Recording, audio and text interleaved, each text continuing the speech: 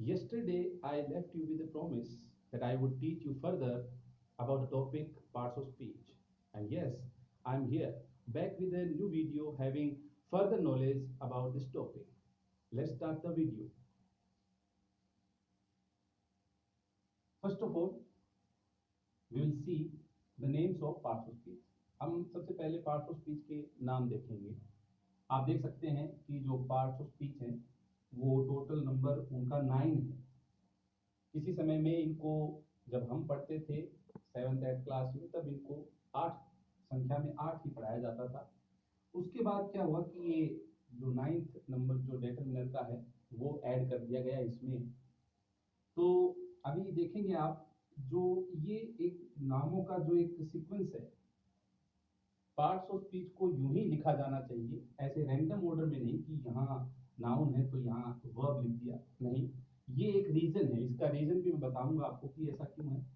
कि सबसे पहले देखो जो है वो है नाउन, फिर प्रोनाउन। इनका जो प्रोनाउंसिएशन है थोड़ा उस पर भी आप ध्यान दें। जो मैं प्रोनाउंसिएशन कर रहा हूँ वो ज़्यादा इंपॉर्टेंट है, क्योंकि आपको अगर कोई चीज़ का नॉलेज है लेकिन अगर उसके किसी एस्पेक्ट का आपको नॉलेज नहीं है तो आपको एक तरह से अधूरा ही माना जाएगा आपके ज्ञान को। और आप जानते ही हैं कि अपने हिंदी में और एक कहावत है कि इंग्लिश में भी एक कहावत है और हिंदी में भी उसी का मतलब अनुवाद है, a little learning is a dangerous thing. तो अधूरा ज्ञान एक बहुत खतरनाक वस्तु होती है। तो देखिए कि यहाँ पर ये है नाउन, नाउन, ये है प्रोनाउन, प्रोनाउन, ये है एडजेक्टिव, एडजेक्टिव, ये है वर्ब, ये है एडवर्ब, एडवर्ब, ये है प्रपोजिशन, प्रपोजिशन, ये है कंजंक्शन, ये है कंजंक्शन, ये है इंटरजेक्शन और आखिरी वाला है डिटरमिनर। मैं आपको एक सत्य बात बताऊं कि इस जो वर्ड का प्रोनाउंसिएशन हमें पढ़ाया गया था और आज भी बहुतायत यानी मोस्टली पढ़ाया जाता है प्रीपोजिशन, जबकि इसका प्रोनाउंसिएशन प्रीपोजिशन नहीं है। तो ये जो गलतियां हैं कि हम सीख रहे हैं, जैसे ऐसा ही ABCD में भी होता है। जैसे कुछ एक वर्ड है जैसे ZEBRA को लोग जेबरा पढ़ाते हैं या बोलते हैं, जबकि होता ये जीब्रा है। तो ऐसे ही प्रोनाउंसिएशन रिलेटेड, क्योंकि इंग्लिश एक लैंग्वेज है। सबसे बड़ी प्रॉब्लम यही है कि इंग्लिश को सब्जेक्ट के रूप में पढ़ा जाता है, जबकि एक लैंग्वेज है और लैंग्वेज जो होती है उसका कनेक्शन होता है प्रोनाउंसिएशन से ज़्यादा। तभी इंडिया में या खास तौर पे हमारे राजस्थान जैसे इलाके में या और भी अगर चले हमारे जैसे इन जिलों में, इनमें इंग्लिश को पढ़ाया बहुत जाता है लेकिन फिर भी उसका सही ज्ञान और एक ऑथेंटिक ज्ञान नहीं हो पाता, खास तौर पे बोलने के नज़रिए से देखा जाए तो। उसके पॉइंट ऑफ व्यू से देखें, अगर स्पीकिंग के पॉइंट ऑफ व्यू से देखें तो सिर्फ एक ही चीज़ पूरी होती है, वो होती है राइटिंग, राइटिंग, राइटिंग। तो जो स्पोकन पार्ट है वो ज़्यादा देखा जाना चाहिए, उस पर ज़्यादा काम होना चाहिए, क्योंकि एक भाषा है न कि एक सब्जेक्ट है। तो ये प्रपोजिशन बोला जाएगा न कि प्रीपोजिशन। जैसा लिखा है वैसा नहीं, बल्कि कुछ अलग है। आप जानते ही हैं इंग्लिश में जैसा लिखा जाता है वैसा नहीं बोला जाता, उससे कुछ अलग ही हटकर होता है। तो ये एक ऑर्डर में है, ये रैंडमली नहीं है कि जैसे एक नंबर पे नाउन ही क्यों है, क्योंकि आप जानते हैं कि कोई भी सेंटेंस जो है वो स्टार्ट होता है एक सब्जेक्ट से, और जो सब्जेक्ट होता है उसकी जो उसको जो मतलब जो बनता है सब्जेक्ट एक सेंटेंस में, वो बनता है एक नाउन। तो सबसे पहले नाउन ही है। और अगर नाउन अगर अगर हम आगे लिख रहे हैं और वही नाउन रिपीट हो रही है तो उसके लिए जो दूसरा वर्ड अगर हम इस्तेमाल करते हैं तो वो है प्रोनाउन, यानी नाउन के लिए इस्तेमाल होने वाला वर्ड। तो इस तरह से एक ऑर्डर में है। फिर आप जानते हैं कि नाउन होगा तो कोई ना कोई उसकी क्वालिटी भी होगी, इसीलिए यहाँ पर एडजेक्टिव दिया गया है 3rd नंबर पे। फिर ये तीनों मिलकर के एक सब्जेक्ट बनाते हैं। ये जैसे अब मैन एक नाउन है, उसके लिए ही एक प्रोनाउन है, और ए मैन एक यहाँ पर एडजेक्टिव टाइप से हो जाएगा, ए गुड मैन। तो इस तरह से ये एक पूरा सब्जेक्ट बनता है। उसके बाद आप जानते ही हैं वर्ब आती है सेंटेंस के अंदर, वर्ब आती है 2 नंबर पे। उसके बाद में यहाँ पर आप जानते हैं कि वर्ब की जो क्वालिटी बताता है उसे एडवर्ब कहते हैं, क्योंकि अगर वर्ब आई है तो उसकी कोई क्वालिटी बताने वाला वर्ब हो। इसीलिए आप देखते हो सेंटेंस का जो पैटर्न होता है वो ये लिखा जाता है SVOCAA। उसमें ये जो हैं बाकी जैसे प्रपोजिशन, कंजंक्शन, इंटरजेक्शन और डिटरमिनर, ये ऐड नहीं किए जाते, क्योंकि ये उनके बीच में जब ये सारे आएंगे तो उनके बीच में ये अतिरिक्त इस्तेमाल होते हैं, एक्स्ट्रा में इस्तेमाल होते हैं, उनका यूज होता है। तो हम इनको देखेंगे कि एक रैंडम ऑर्डर में नहीं, ये इसका बिल्कुल यूनिक सीक्वेंस है, तो इसको ऐसे ही रखना है, रैंडमली नहीं लिखना है। अब हम स्टार्ट करते हैं हमारे इन 9 पॉइंट्स को। हम 9 जो हमारे पार्ट्स ऑफ स्पीच है, इसमें सबसे पहला पार्ट ऑफ स्पीच है वो है नाउन, जो सबसे बेसिक पॉइंट है। तो नाउन में आप देखेंगे कि सबसे पहले हम एक यहाँ देखते हैं कि मैंने कुछ एक सीरीज बनाई है, बॉक्सेस बनाए हैं, एक मतलब इंडेक्स बनाई है जिसमें इस नाउन से रिलेटेड हर चीज को रखा गया है। ठीक है, तो आप देखेंगे कि सबसे पहले जो भी पार्ट ऑफ स्पीच है उसकी एक डिफिनीशन होती है, और डिफिनीशन को अगर पूरा यहाँ अच्छे तरीके से ना समझा जाए तो आप उसकी जो आइडेंटिफिकेशन होती है, जो उसका एक यूज होता है, वो आप सही तरीके से नहीं करेंगे। अब आप देख सकते हैं कि यहाँ पर जो इसकी डेफिनेशन है वो ये है, और क्या लिखवाई जाती है और क्या लिखवानी चाहिए। देखिए जैसे a name of any person, place, thing, flora, fauna, emotion और वर्च्यू, वाइज। ओके, ये अब डिफिनेशन को थोड़ा सा क्लियर करते हैं। कई लोग यहाँ पर इसको ऐसे पढ़ाते हैं, पढ़ते हैं कि ये name of any person, place, thing, animal, bird, वो इतना ही पढ़ते हैं इसको, जो कि मतलब अधूरा है। वो अधूरा इसलिए क्योंकि केवल एनिमल और बर्ड के अलावा भी तो और चीजें होती है, जैसे फ्लावर्स भी होते हैं, स्पाइसेस भी होते हैं, और भी बहुत सारी चीजें होती हैं। तो वो छूट जाती है। कोई बच्चा पूछ सकता है तो क्या सर कोई फ्लावर कोई नाउन नहीं होती, या कोई जो स्पाइस होता है वो नाउन नहीं होता? तो वही चीज को रखने के लिए हम एनिमल बर्ड की बजाय फ्लोरा और फोना लिखें। फ्लोरा मीन्स जो पूरा वेजिटेशन वर्ल्ड है, जितना भी, जैसे चाहे फ्लावर हो, ट्रीज हो, क्रीपर्स हो, कुछ भी हो, श्रब्स हो, हर्ब्स हो, कुछ भी हो, तो वो सारे के सारे वो इसके अंदर आ जाएंगे। ठीक है, उसके बाद में फोना के अंदर जितने भी एनिमल्स हैं, जैसे एनिमल्स हैं, बर्ड्स हैं, कुछ भी है, वो सब आ जाएंगे, रोडेंट्स हैं, रेप्टाइल्स हैं, इंसेक्ट्स हैं, सब आ जाएंगे इसमें। अब आप देख रहे होंगे कि मैंने इसकी जो डेफिनेशन है इसमें कुछ यूं इसको दो भागों में बांट रखा है, कि एक तो देखो पर्सन, प्लेस, थिंग, फ्लोरा, फोना, इनको रखा गया है, इनका एक पार्ट बनाया गया, और एक है इमोशन, वर्च्यू और वाइस का, ये एक पोर्शन बनाया गया। कई बार क्या है, डेफिनेशन में ये लिखा आता है सिर्फ वर्च्यू, जो कि अधूरा है, क्योंकि केवल वर्च्यू यानी गुण ही थोड़ी होते हैं इंसान में, दोष भी होते हैं, तो दोषों के नाम क्या नाउन नहीं होंगे? तो हमें इनको ध्यान रखना है कि एनिमल बर्ड की बजाय हम फ्लोरा फोना लिखें, और ये वर्च्यू और इमोशन के साथ साथ में हम वाइस का भी जिक्र करें। अब इनको दो भागों में बांटा गया है, इसके बारे में हम नीचे देखेंगे। इनको एग्जाम्पल में इनको अलग अलग डिवाइड किया गया है। तो एग्जाम्पल्स में देखेंगे कि जो नाउन्स हैं, ये जो दोनों नाउन को बांटा गया है, ये नाउन के टाइप इस तरह हो गए कि ये सारी चीजें हमको दुनिया में नजर आती हैं, इनको हम छू सकते हैं, देख सकते हैं। लेकिन जो ये है इमोशन, वर्च्यू और वाइस, ये हमको दिखते नहीं है, नजर नहीं आते हैं, अनसीन है, अनटच्ड है ये, लेकिन ये एग्जिस्ट करते हैं, ये हमारे अंदर एग्जिस्ट करते हैं।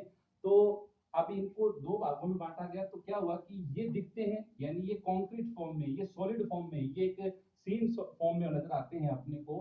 तो इनको बांटा गया है अलग अलग। जैसे कॉन्क्रीट में लिखा गया कि पर्सन का जो एग्जांपल है, जैसे बॉय, बॉय एक पर्सन है, ये एक व्यक्ति का नाम है, तो यहाँ पर ये एक नाउन हो गया बॉय। फिर है प्लेस, स्कूल एक जो है वो नाम है प्लेस का, तो यहाँ पर स्कूल क्या हो गया, एक नाउन हो गया।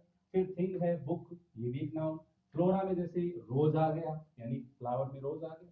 उसके बाद में फोना में जैसे एनिमल्स में या इंसेक्ट बर्ड में जो भी है उसमें डॉग आ गया। हम यहाँ पर और भी जैसे मस्कीटो भी लिख सकते हैं, कोई जरूरी नहीं है। तो ये तो है कॉन्क्रीट फॉर्म्स जो नाउन की जो दिखती हैं, और ये है दोनों जो एब्स्ट्रैक्ट नाउन्स है, जो मतलब नजर नहीं आते हैं, अनसीन रहते हैं। जैसे इमोशन, इमोशन में जैसे हैप्पीनेस। अब ये भी देखना जरूरी है, कईयों को ये पता ही नहीं होता कि भाई ऑनेस्टी या हैप्पीनेस में इमोशन कौन सा है और वर्च्यू और वाइस कौन सा है। तो जो हैप्पीनेस है वो इमोशन है, ये हमारे मन के अंदर उत्पन्न होने वाला एक भाव है। और जो ऑनेस्टी है वो है तो एक मन में उत्पन्न होने वाला भाव, लेकिन ये एक गुण है, ऑनेस्टी एक गुण है। तो ये एक हमारे हमारे को मतलब मानव बनाने में मदद करता है, और ये हमारे किसी रिएक्शन के लिए, जैसे कोई चीज हम करते हैं तो उसके रिएक्शन स्टिमुलस, जैसे कोई स्टिमुलस मिलता है, कोई जोक सुनाया तो खुश हुए, कोई पास हो गया तो खुश हुए, तो ये स्टिमुलस के प्रति रिएक्शंस है, और ये हमारे अंदर जैसे होते ही हैं जो हमको एक मानव बनाते हैं। तो ये वर्च्यू अलग है और इमोशन अलग है। तो अब आप जैसे एंगर है वो एक इमोशन है, एंगर एक इमोशन होगा, और डिसऑनेस्टी एक वाइस हो जाएगा। तो इस तरह से ये इनको दो भागों में देखेंगे, concrete forms and abstract forms. उसके बाद आ जाइए कि आइडेंटिफिकेशन, जैसे नाउन की अब 9th और 11th और 1st to 7th या कभी भी कंपटीशन एग्जाम्स में भी या कभी भी ऐसे नॉर्मल पूछने के स्तर पे जनरली पूछ लेते हैं कि नाउन कौन सा है सेंटेंस में बताइए। तो वहां पर देखो आइडेंटिफिकेशन जरूरी है, हमें यही सीखना है, हमको ये नहीं सीखना कि बस ये सीख लिया और फिर कोई पूछता है तो पता ही नहीं। तो आइडेंटिफिकेशन के लिए ये डेफिनेशन काम आती है, मैंने कल बताया भी था आपको कि आप आइडेंटिफिकेशन करोगे तो वो डेफिनेशन के थ्रू होगा। तो जैसे एक तो होता है लोअर जो स्टेज होती है, एक होती है अपर स्टेज।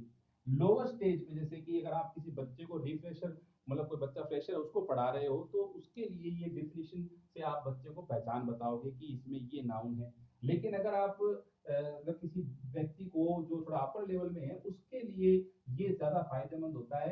ये हु, हुम और व्हाट से अगर क्वेश्चन पूछ करके आप पता करते हैं। अब हम इसके बारे में आगे डिटेल स्टडी करेंगे, इसके बारे में आपको मैं बाद में बताऊंगा। ये तो समझ गए होंगे आपकी, अगर आप किसी सेंटेंस में किसी व्यक्ति का नाम देखते हैं तो आप समझ जाएंगे कि ये एक नाउन है।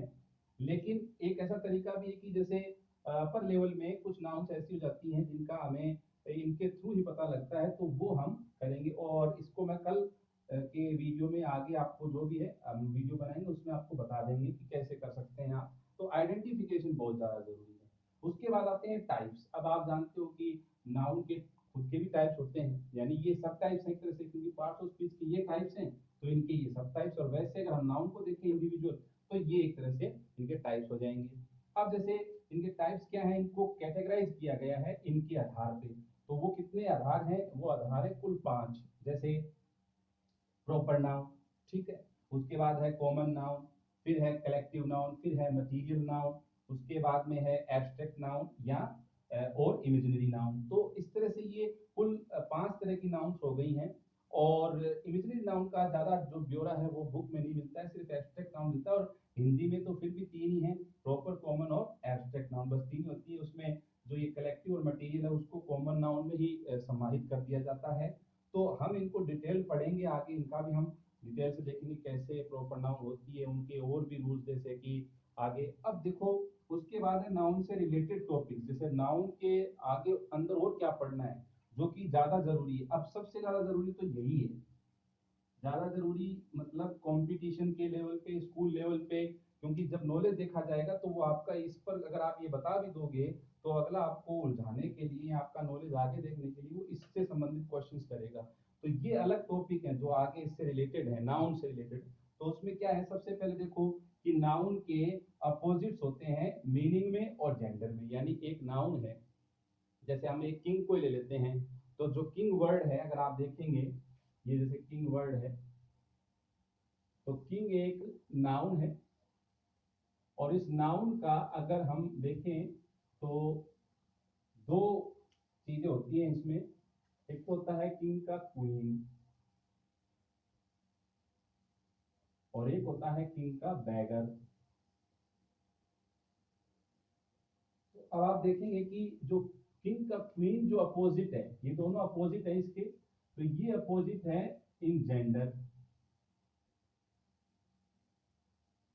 और जो ये अपोजिट है ये है इन मीनिंग। तो ऐसे जो भी नाउन है उनके आपको अपोजिट इन जेंडर और इन मीनिंग आपको सीखने हैं। तो हम इनके सीखेंगे आगे, जो भी खास होंगे उनको, जो नए हैं कंपटीशन लेवल पे, जो स्कूल के बाद में जो कंपटीशन लेवल में इस तरह के ही क्वेश्चन ज्यादा पूछे जाते हैं और वो बच्चों को याद नहीं होते हैं। क्योंकि जब स्कूल टाइम में होते तब तो इनको पढ़ते नहीं है, तब तो इनको इग्नोर करते हैं। फिर बाद में आगे जाकर के कंपटीशन जो कोचिंग्स होती हैं उनमें जाकर के धक्के खाते हैं या उनमें सीखते हैं और यही सिखाते हैं, और इन्हीं के वो पैसे ले लेते हैं 15-15, 20-20 हजार रुपए 2-2, 3-3 महीने के। तो ये सीखेंगे। उसके बाद देखो यहाँ पर मीनिंग में भी अपोजिट होते हैं नाउन के और जेंडर में भी होते हैं। उसके बाद में नंबर्स, ठीक है, यानी उनके जो सिंगुलर प्लूरल जो फॉर्म्स होती हैं इससे फिर निकल के आएंगे आगे काउंटेबल और अनकाउंटेबल नाउन्स की, कौन सी काउंटेबल है कौन सी अनकाउंटेबल है, वो भी हम देखेंगे सिंगुलर प्लूरल के आधार पर। उसके बाद में हम देखेंगे वन वर्ड सब्स्टिट्यूशन। आप जानते हैं कि जो भी नाउन है, तो जैसे अब आपको अपनी राइटिंग को स्ट्रॉन्ग बनाना है, तो अगर आप कोई एक सेंटेंस लिखते हो पूरा एक, तो और एक आप उसके लिए एक वर्ड, जैसे an instrument to check direction, तो टू नो डायरेक्शन, तो वहां पर आप कंपास लिखो ज़्यादा बेटर, और आप ऐसे लिखो कि an instrument to know the direction, तो वो ज़्यादा थोड़ा उसको लेंदी बनाता है और थोड़ा अच्छा भी नहीं लगता, इससे आपका जो लेवल है इंग्लिश में वो कमजोर हो जाता है। तो वन वर्ड सब्स्टिट्यूशन है। फिर सिनोनिम, ये सबसे ज़्यादा खास है कि भाई एक ही वर्ड के कई, जैसे अपने हैप्पीनेस ही ले लो, तो हैप्पीनेस के लिए आप जानते हैं बहुत सारे वर्ड मिलेंगे आपको इसके अंदर, जॉय या जैसे अपने ब्लिश, इस तरह से आपको हैप्पीनेस से रिलेटेड बहुत सारे वर्ड मिल जाएंगे। उसके बाद है फॉर्मेशन ऑफ नाउन। अब नाउन जो होती हैं कुछ तो पर्टिकुलर होती हैं, जैसे कुछ तो पर्टिकुलर होती है वो तो पहले से ही होती है, लेकिन कुछ नाउन है जिनको आप फॉर्म कर सकते हो, जिन्हें बना सकते हो, फ्रेम कर सकते हो, तो उनको भी हम देखेंगे कि कैसे कैसे नाउन फ्रेम होती है, वो भी हम देखेंगे। उसके बाद में है ये एक्स्ट्रा टॉपिक, जैसे नाउन फ्रेज, नाउन क्लोज, क्योंकि केवल नाउन पे ही अगर हम खत्म कर देते हैं तो वहां पर फिर आपको वो अधूरे ज्ञान से नुकसान उठाना पड़ेगा। अब उसके बाद देखें कि कुछ ऐसी नाउन भी होती हैं जो वर्ब का काम भी करती है, जैसे हमारे बुक है, मिल्क है, प्लांट है, तो ये सब क्या है, ये सारी की सारी नाउन भी हैं, लेकिन ये वर्ब का काम भी करती है। जैसे बुक है तो बुक का मतलब होता है रिजर्व, और बुक का मतलब एक बुक जैसे हम पढ़ते हैं, तो यहाँ पर ये नाउन कम वर्ब, जैसे होता है ना कि डे कम बोर्डिंग स्कूल, तो वैसे ही नाउन कम वर्ब, यानी जो नाउन के साथ साथ वर्ब का भी काम करती है, हम उनको भी देखेंगे, क्योंकि बच्चे कई बार क्या है, जैसे अब प्ले है तो प्ले एक नाउन भी है और प्ले एक वर्ब भी है। ऐसे ही बहुत सारे वर्ड्स हैं जो कंफ्यूज करते हैं अब बच्चों को कि भाई जैसे अब अपने देखा जाए तो अगर एक वर्ड मान लो अपने लिखे हैं, जैसे WANT, अब जो वांट है आप जानते हो, वांट एक वर्ब भी होती है और वांट एक नाउन भी होती है, ठीक है। तो वांट का इसमें नाउन वर्ब के अंदर क्या होता है, वर्ब के अंदर हो जाता है इसका सीक, और नाउन में हो जाता है शॉर्टेज। तो इस तरह से ये भी नॉलेज आपको लेना जरूरी है कि भाई कहाँ कोई वर्ड नाउन है, क्योंकि उसके आधार पर ही आपका मीनिंग डिपेंड करता है, ट्रांसलेशन डिपेंड करती है, अन्यथा आप उसको मिसअंडरस्टूड कर जाओगे और आपकी कॉम्प्रिहेंशन इससे खराब हो जाएगी और आप उसको नहीं समझ पाएंगे कि कौन सा क्या है। जैसे खास तौर पे मैंने देखा है कि पेसेज आते हैं, तो बच्चों को पेसेज के अंदर जो वोकेबलरी पूछी जाती है कि भाई वन वर्ड ढूंढिए, सिनोनिम ढूंढिए, अपोजिट ढूंढिए, तो बच्चे क्या करते हैं, उन किसी चीज के नॉलेज के अभाव में वो क्या करते हैं, लॉजिक लगाते हैं, जिसको हम तुक्का मारना बोलते हैं, कि वो नीचे पूछा गया तो है नाउन और वो ऊपर से ढूंढ कर आंसर लगा देते हैं एडवर्ब या वर्ब या कोई और वर्ड। उन्हें यही पता नहीं कि ऊपर के वर्ड जो हैं वो एक्चुअल में कौन सा नाउन है कौन सा प्रोनाउन है। जो कल कह भी रहा था आपको कि इसका अभाव जो है वही हमें मतलब मिसकॉम्प्रिहेंशन, मिसअंडरस्टूड करवाता है चीजों को। तो हम इनको अच्छे से देखेंगे बाकायदा बराबर। ज्यादा इंपॉर्टेंट हम जो है वो ये देखेंगे इसमें जो चीजें हैं, खास तौर पे फॉर्मेशन ऑफ नाउन और नाउन कम ये वर्ब, और साथ में ये भी हम इनको भी देखेंगे। तो ये टॉपिक्स हम इनको आगे के वीडियो में देखेंगे। अभी एक चीज जैसे और मैं अगर बात करूं, तो जैसे मैं क्वेश्चन पूछ लूं आपसे, कि मैंने पूछा भी कई बार कि बताइए ये सारे वर्ड हैं ये क्या है, इन्हें ये कौन से पार्ट ऑफ स्पीच में आते हैं, क्या ये सारे नाउन हैं, क्या ये सारे प्रोनाउन हैं, या फिर ये एडजेक्टिव है। अब आपको जानकर हैरानी होगी, आपको जानकर ये चीज की एक मतलब सरप्राइज्ड हो जाएंगे आप इस चीज में, कि जिस एडजेक्टिव को आप एडजेक्टिव बोल रहे हो वो भी एक नाउन है। और इसीलिए मैं एक तरीका अपनाता हूं सबसे छोटा, अगर बात करें प्रॉपर नाउन और कॉमन नाउन का डिफरेंस जानने की, ठीक है, तो वो क्या है, वो यही है कि प्रॉपर नाउन जो होती है वो किसी लिस्ट के अंदर आने वाले नाम होते हैं। जैसे अब हमने ऊपर लिखा है names of parts of speech, तो यहाँ पर ये तो क्या है, ये कॉमन नाउन हो जाएगा, ये टर्म्स क्या है, कॉमन नाउन, क्योंकि ये लिस्ट के ऊपर का नाम है। और जो नीचे लिस्ट बन रही है ये सारे के सारे प्रॉपर नाउन है।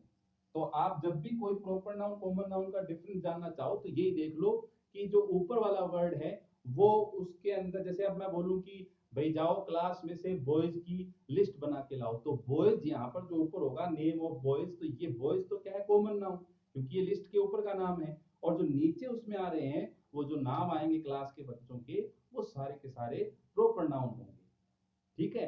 तो इस तरह से जैसे अभी देखेंगे ये सारे के सारे नाउन है, ये जितने भी वर्ड हैं ये सारे नाउन है। ये है तो एडजेक्टिव लेकिन ये खुद भी एक नाउन है, ये खुद भी एक नाउन है, केवल ये एडजेक्टिव ही नहीं है, ये खुद एक नाउन, क्योंकि यहाँ ऊपर ये टर्म से कॉमन नाउन और यहाँ पर ये एक लिस्ट बनी हुई है, और इस लिस्ट में ये पर्टिकुलर नाम है, जैसे कि हमने डेफिनेशन पढ़ी भी होगी प्रॉपर नाउन की, कि proper noun means a name of particular person, place, thing, flora, fauna, emotion और वर्च्यू। तो इस तरह से उसको हम बोलते हैं प्रॉपर नाउन। तो ये एक पर्टिकुलर चीज का नाम है। नाउन दुनिया में कोई और दूसरी चीज नहीं है, सिर्फ नाउन ही नाउन है। तो अभी हम इसके बारे में आगे डिटेल से, जो अगले वीडियो में हमारा जो अगला वीडियो आएगा वो इससे रिलेटेड आएगा, कि कैसे आप डेफिनेशन के थ्रू, हम एग्जांपल्स के थ्रू और जो नाउन्स हैं उनको पहचानेंगे। साथ में इसके थ्रू भी हम डेफिनेशन के बाद में अप्लाई करने के बाद में इसके थ्रू हम जानेंगे। साथ में हम इनकी जो डेफिनेशन है, इनके जो टाइप्स हैं वो जानेंगे, और खास तौर पे जो फॉर्मेशन है नाउन का, क्योंकि कई नाउन जो है वो फॉर्म होती हैं दूसरे वर्ड से, जैसे कि कॉमन नाउन से नाउन बनती हैं, वर्ब से नाउन बनती हैं, एडजेक्टिव से नाउन बनती हैं। जैसे अपने ओबे है, तो ओबे एक वर्ब है, ओबे से आपने ओबीडियंस बना लिया। ठीक है, ऐसे ही ओबीडियंट एक हमारे एडजेक्टिव है, उससे आपने ओबीडियंस एक नाउन बना ली है। तो इस तरह से नाउन का फॉर्मेशन। साथ में कुछ ऐसे भी, जैसे अब अपने जेरेंड एक आपने सुना होगा, जो वर्ब की फोर्थ फॉर्म होती है, आईएनजी वाली फॉर्म होती है, जो कंटिन्यूटी को दिखाती है। अगर जैसे उसको भी हम लगाएं तो वो भी एक नाउन बन जाती है उसमें, अगर आईएनजी से बोलते हैं उसको। जैसे अब रीड से रीडिंग बना, तो रीडिंग से, रीडिंग का मतलब वहां पर स्टडी से रिलेटेड हो जाता है, तो वहां वो नाउन हो जाएगा। अच्छा, लेकिन ये तो चलो पता लगे कि रीड मीन्स पढ़ना, और रीडिंग से का मतलब पढ़ाई। लेकिन कुछ ऐसी भी वर्ब्स होती हैं आईएनजी की फॉर्म में, जो उनके मीनिंग से बिल्कुल अर्थ रखती हैं। जैसे B E A R, bear, जो बेयर का मतलब होता है सहन करना, टॉलरेट करना, या पैदा करना, या ले जाना। तो बेयर के साथ में अगर आईएनजी लगता है तो उसका बनता है बेयरिंग। तो बेयरिंग का मतलब होता है आचरण, यानी हमारा व्यवहार, हमारा जो कैरेक्टर है। तो अब बेयर का मतलब है कुछ मीनिंग, और आईएनजी जुड़ते वो नाउन में कुछ और बन जाता है। तो ऐसी चीजों के बारे में हम और भी आगे डिटेल्ड स्टडी करेंगे। अगला जो हमारा नाउन का टॉपिक आगे अगले वीडियो में और भी जाएगा। तो तब तक के लिए अगले वीडियो को हम लाएं, तब तक आप इन चीजों को समझिए और सोचिए कि क्या हम वास्तव में एक सही स्टडी कर रहे हैं, या केवल सिर्फ कुछ समय के लिए एक अस्थायी ज्ञान लेकर के उसे भूल जाने के लिए, और आगे फिर जब भी कोई कंपटीशन एग्जाम हो उसके लिए 2-3 महीने के लिए हम इन्हीं चीज़ों के लिए भागते फिरें, और फिर उनमें हमारा अच्छी तरीके से तैयार न होने पर सिलेक्शन ना हो तो फिर हताशा के शिकार हो जाएं। इन चीज़ों से बचने के लिए आप देखते रहिए हमारे वीडियो को। Thank you, have a nice day.